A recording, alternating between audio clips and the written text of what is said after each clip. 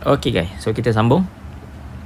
Untuk dalam sambungan ni, okay, saya recap balik. Okay, apa sebelum ni yang saya pernah ajar, saya pernah sharing lah. Okay, satu, saya pernah share tentang SNR, itu support resistant. Okay, pengenalan lah, especially pada newcomers. Yang kedua, saya dah cerita tentang SNR breakout. Okay, macam mana dia punya terjadi dia. Okay, macam ni. Okay, ni resistant breakout become support.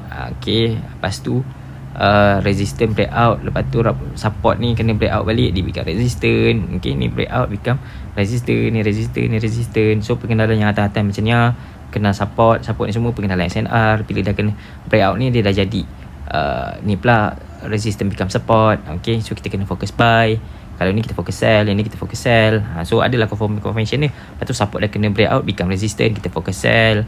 So pengenalan ni. Lepas tu ketiga, saya pernah share tentang time frame. Okay, apa itu time frame, apa ni semua kan. Jadi setiap dalam time frame ni, macam contoh ni weekly. Dalam cerita weekly ni, dia ada dia punya cerita dia. Okay, so dan hari ni saya sharing tentang trend. Okay, dan dia benda ni saling berkait tau. Dia berkait rapat. Macam saya nak cakap sebelum ni, benda-benda ni dia apa orang kata back to basic balik. Okay, kita jangan ambil salah satu, kita kena semua, kita kena tahu supaya kita punya mata besok bila melihat chart ni, dia lebih benda ni. Jadi nak dapat ke tahap O tu, dia perlu banyak ulang kaji lah, back test apa semua kan. Ulang video ni banyak kali pun tak apa. Okay, so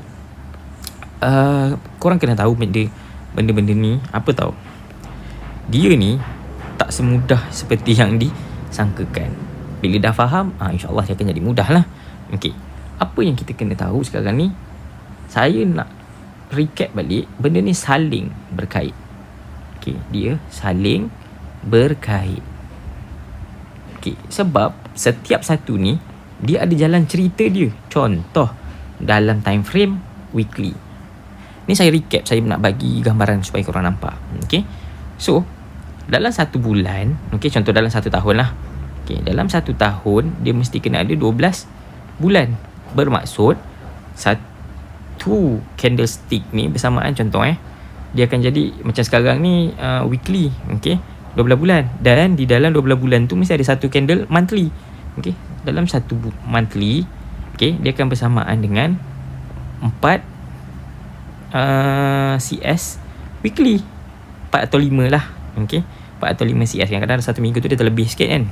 Okay, so dalam satu CS daily, okay, CS daily ni, CS daily, okay, daily, okay, daily, satu CS ni candlestick okay, dia ada 5 CS daily lah. Okay, tu yang dia akan jadi seminggu. Dia tak jadi 7 sebab Sabtu Ahad dia tutup, market tutup.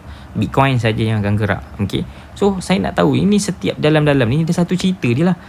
Okay, so ni bukan daily, ni weekly. Satu CS weekly ni ada 5 CS daily.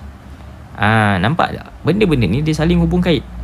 Bila time frame ni besar lah, kita scalper ni tak boleh kita nak main ni. Sebab satu orang kata apa ni, antara sini berapa pips ni, duit kita tak cukup pun kalau kata kat sini kita sell, tapi member naik berapa ratus pip. So tak cukup saja kita MC. Nampak tak? Tu kepentingan kita mesti kena tahu trend. Masa saya cerita, tengok dalam weekly ni, sini dah panggil uptrend ni. Nampak tak? Sini kita patutnya kena fokus buy ni. Kat sini dia ada satu resistance breakout, kita fokus buy. Lepas tu resistance ni breakout, nampak? Dia macam ni.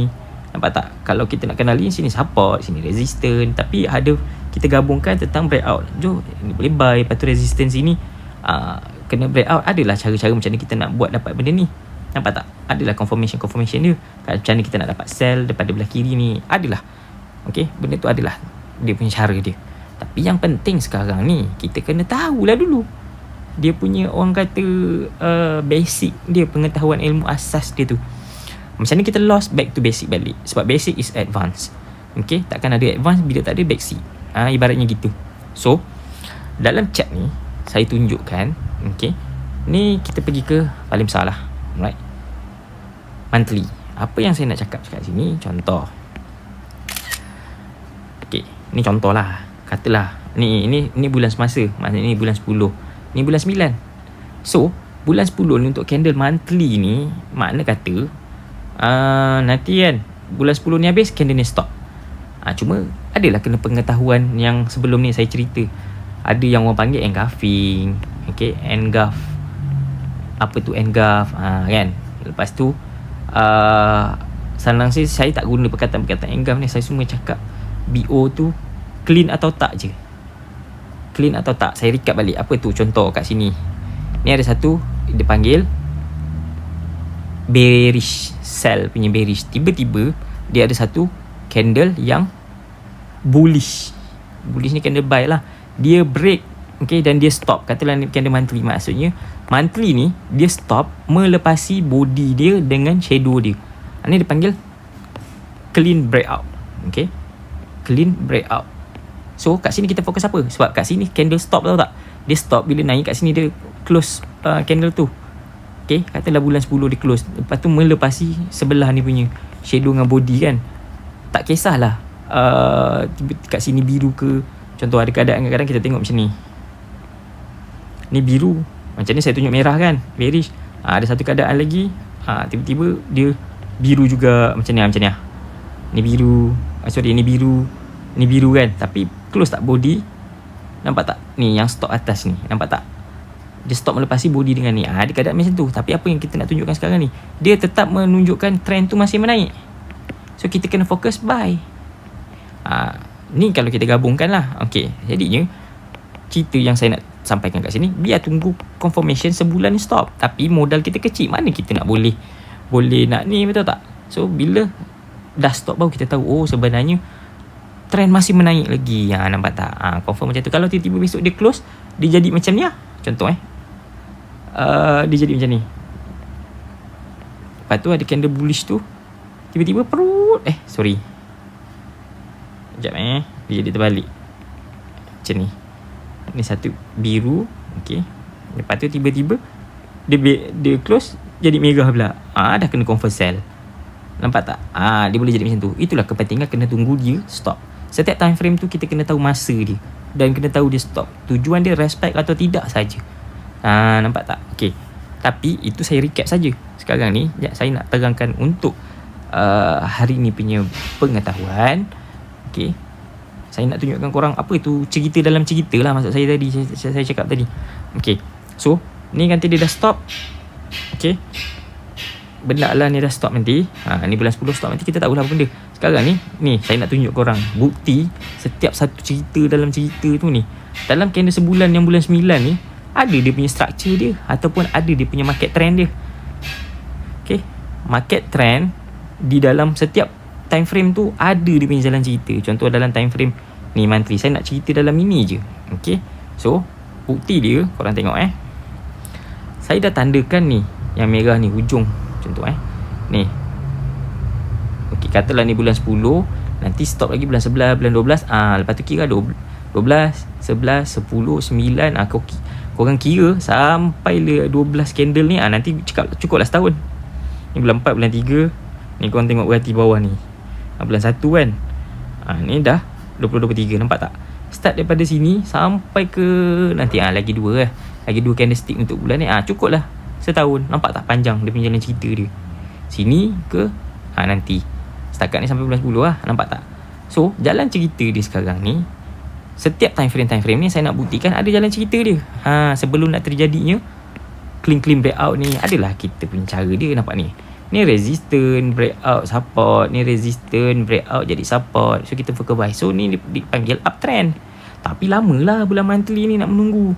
Okay, so kita akan fokus buy. Tapi untuk kita scalper, kita kena tahulah apa jalan cerita yang lebih kuat pun H4 daily.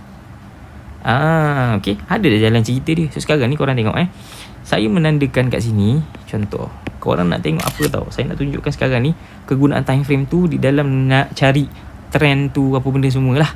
Okay, kalau nak tengok yang besar-besar ni, untuk newcomers agak sukar lah.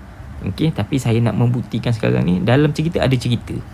Okay, korang tengok cerita yang dalam bulan 9 ni, kita ambil ujung shadow sampai ujung shadow. Sebab dalam shadow ni ada price. Ini barang dia. Korang kena ingat, bukan sekadar shadow, dia ada price dia. Okay, so kita letaklah border yang dekat line ni.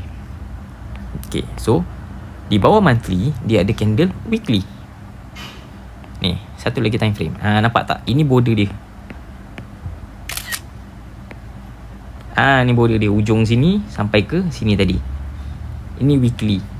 Alright. So korang tengok ada 1, 2, 3, 4. 4 ni melengkapkan 1 bulan. 1 month, bulan 9. Nampak tak? Ini semua dah masuk bulan 10 ni. Okay, so sekarang jelas tak? Sekarang ni korang tengok 1 CS weekly ni, okay, 1 CS weekly dia akan ada bersamaan dengan 4 atau 5 CS daily. Okay, so korang tengok saya tandakan lah daripada bawah sini sampai ke sini. Ni seminggu. Okay, ni seminggu. Dalam seminggu ni ada 4 atau 5 minggu. 5 hari. Okay, sorry, 5 hari lah. Okay, sekarang ni korang tengok kita pergi ke bawah lagi, daily. Inilah border dia. Nampak tak? Ini border dia. Korang nampak tak? So sekarang ni ada je dalam daily ni punya jalan cerita dia. Nampak tak? Yang macam saya lukis tadi dekat monthly. Ada ni. Lepas tu ada yang tiba-tiba dia buat engulf, bla bla bla bla. Saya tak panggil engulf lah, saya panggil istilah clean breakout, CBO. Okay, so benda-benda ni ada dia punya jalan cerita dia. Saya nak menunjukkan sekarang ni jalan cerita dia. So inilah 1 CS weekly tadi. Inilah dekat dalam weekly punya jalan cerita. Nampak tak? Ni 1 CS weekly yang pertama. Nanti kat sini kan adalah CS weekly yang kedua. Sampailah dekat atas ni. Nampak tak? Sebenarnya dia jadi CS tu lagi banyak. Tadi padahal kita buka dalam monthly, weekly kita nampak tadi 4 CS je kan. 4 CS weekly dah jadi 1 bulan. Nampak tak? Tapi bila kita turun lagi, dia akan jadi lagi banyak lah. Sampailah ke M1, dia lagi banyak lah. Okay, so benda ni lah saya nak maksudkan sekarang ni. Kita kena tahu dia punya structure. Contoh, bukan structure, dia punya trend dia. Okay, dalam daily punya trend ni, korang tengok daily trend ni, korang kena tengok keseluruhan dia lah. Keseluruhan. Lepas tu korang tengok, oh ni uptrend. Sebab apa uptrend? Okay, dia ada satu resistance, kena breakout. So kita akan fokus pada buy. Nampak tak? Tapi daripada sini, kalau korang buy, tiba-tiba dia turun bawah, kau tengok berapa pips. 92, harga ni 2592 kan. Sampai ke bawah sini 42. Berapa ratus pips tu? Korang nampak tak?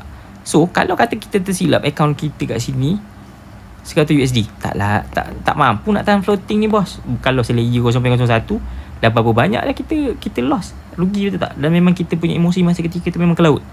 Kalau nak ambil bawah ni lagi lah. Nampak tak? Benda-benda ni sebenarnya kita kena tengok lah, step by step dia punya kajian dia, kenapa dia punya ni. Okay, sekarang ni korang tengok ni dalam structure daily. Kita turun pergi ke bawah lagi. Kita pergi bawah lagi pula, kita tengok dalam H4. Okay, H4, nampak tak? Korang tengok cukup lah dekat dalam ni weekly punya zone, cukup. Tak payah korang tengok ni. Minggu pertama ni cukup. Bila korang turunkan lagi bawah, H4 punya, nampak tak? Dia ada lagi banyak candlestick dia, nampak tak? Dia lagi, orang kata lagi banyak. Cukup dalam kata range yang ini, cukup lah. Okay, so dalam masa seminggu tu berapa banyak CS H4? Setiap satu H4 ni, satu CS ni bersama dengan 4 jam. Berapa banyak, nampak tak? So korang turun lagi bawah, pergi ke H1. Okay, bila korang pergi ke H1, korang tengok lagi banyak. Ini simple matematik je sebenarnya. Nampak? Ni borderline yang untuk 1 minggu tadi kan. Tengok lagi banyak. Korang nampak tak? Inilah dipanggil sekarang ni. Korang tengok kalau ni yang saya cakap tadi, contoh market ni uptrend. Okay, dekat dalam ni, ini market sekarang ni, kalau korang nampak ni sentiasa menaik ni, kita panggil uptrend lah. Okay, bila dah macam ni, korang tengok dalam H1 korang boleh nampak contoh market sideway.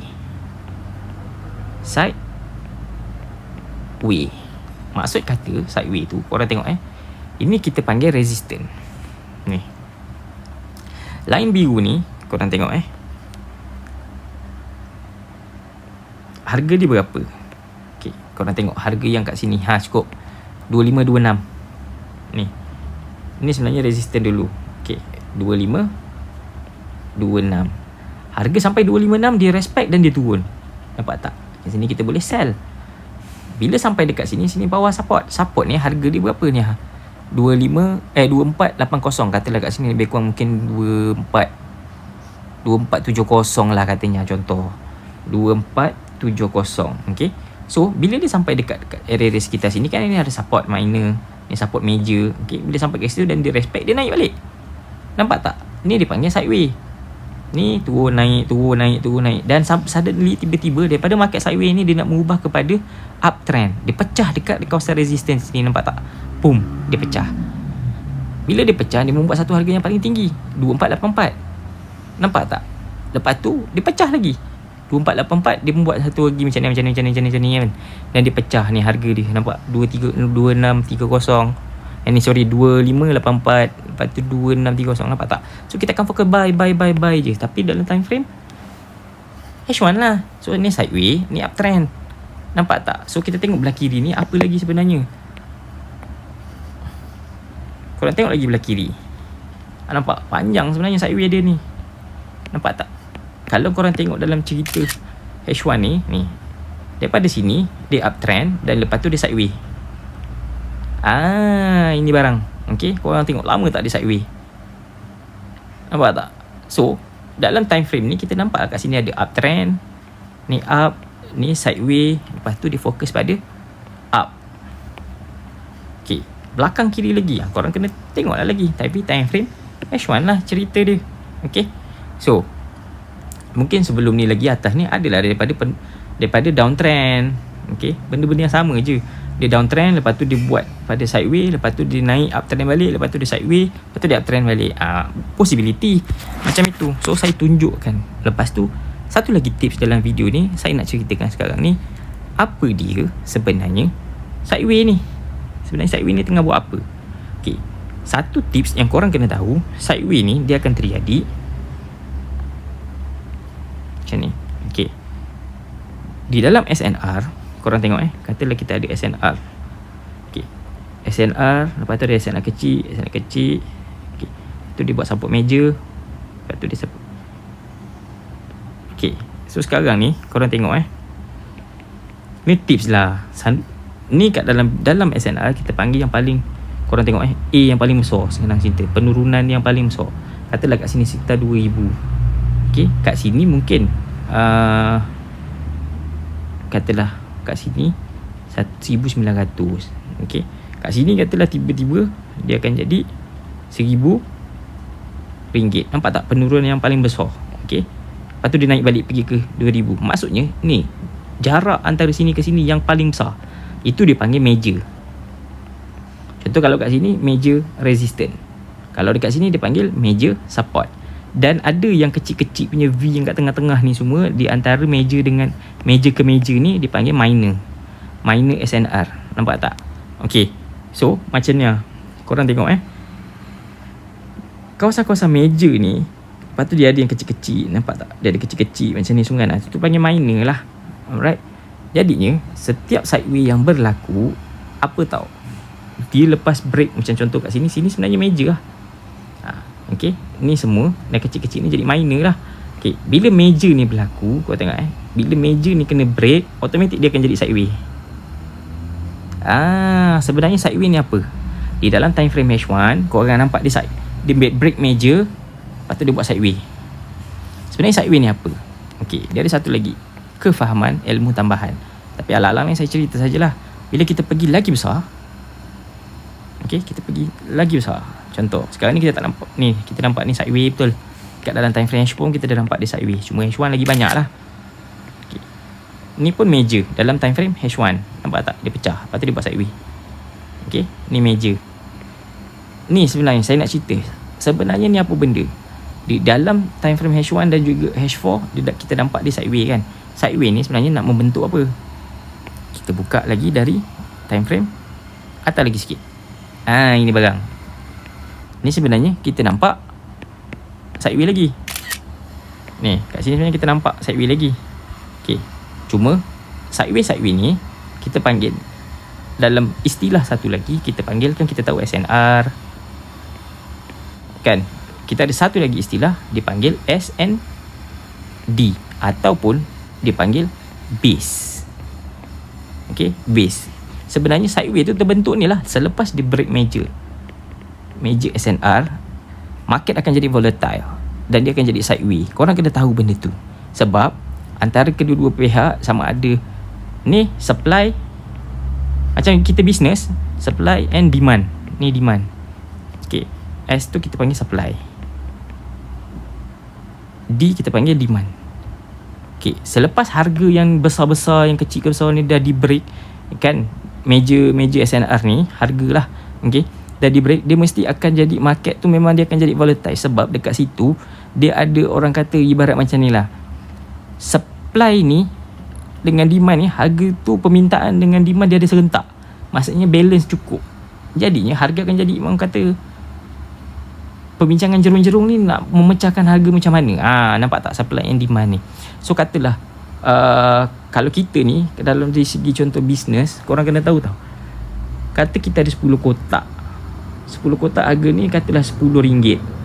Okay, contoh RM10 satu ni jadi RM1 tau tak. Tapi tiba-tiba kalau kata kita 10 kotak minyak masak ni contohlah, dia berkurangan, kata tinggal 5 kotak, harga dia ramai pula orang nak minta, mesti kadang-kadang kita jual dengan harga yang lebih mahal. Sebab demand tu, permintaan tu banyak, supply kurang.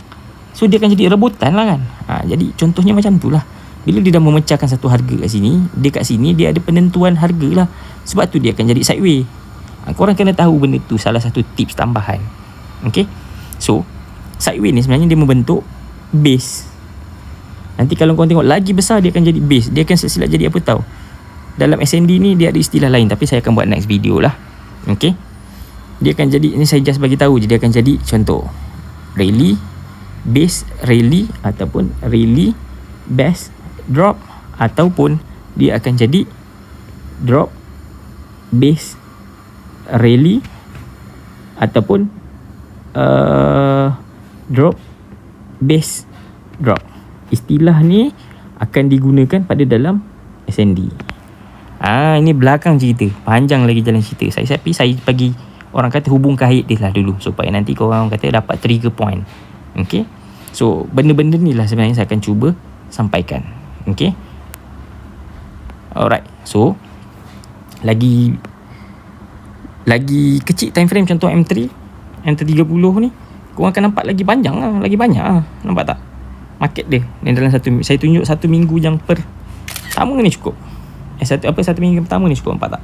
Dia macam ni, lama-lama dia pang ke atas. Nampak tak?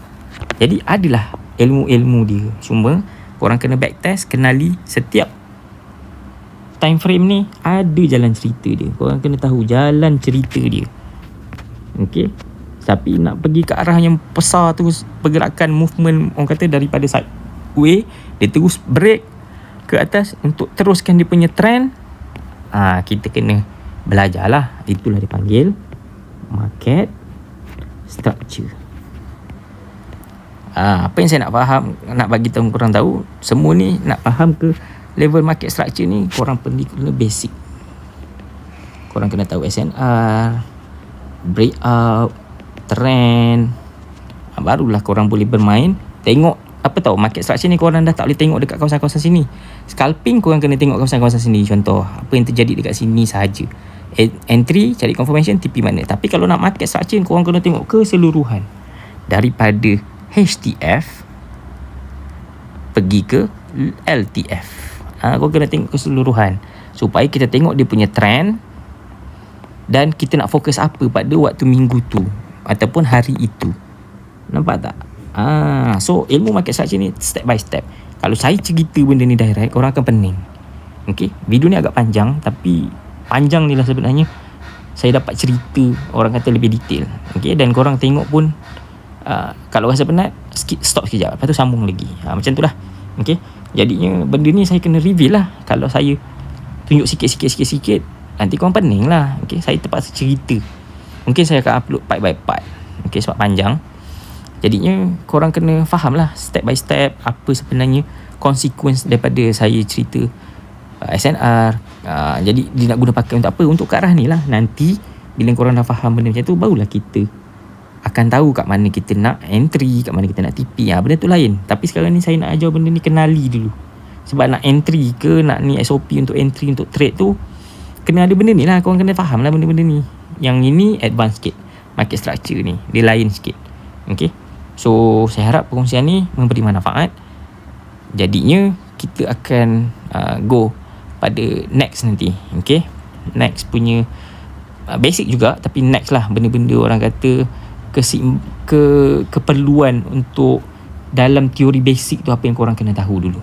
Okay, so saya harap benda ni beri manfaat. Yang mana berminat untuk follow channel ni, boleh tekan tombol subscribe.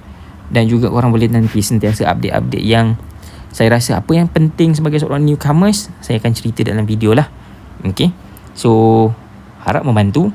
Okay, kita jumpa next video. Assalamualaikum.